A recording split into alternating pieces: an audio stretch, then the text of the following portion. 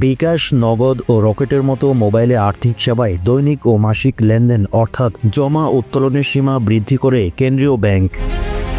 এখন থেকে একজন গ্রাহক তার মোবাইল হিসাব থেকে দিনে 50,000 টাকা জমা করতে পারবেন, আর মাসে সর্বোচ্চ 3 লাখ টাকা জমা করা যাবে।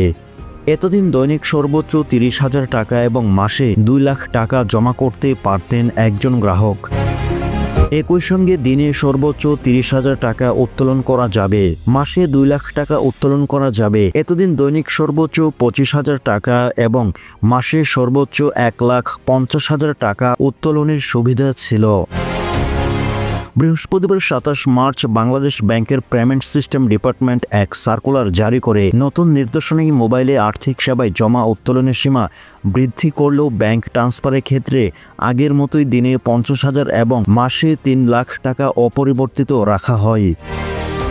এছাড়া ব্যবসা হতে ব্যক্তিতে অর্থ প্রেরণ দৈনিক সীমা 25,000 থেকে বৃদ্ধি করে 50,000 টাকা করা হয় এবং মাসিক 2 লাখ টাকা থেকে বাড়িয়ে 3 লাখ টাকা করা হয়। এদিকে এমএফএস হিসাবের স্থিতিসীমা বৃদ্ধি করে 3 লাখ থেকে 5 লাখ করা হয়, অর্থাৎ এখন বিকাশ, নগদ ও রকেটের মতো মোবাইল হিসাবে 5 লাখ টাকা জমা করতে পারবেন।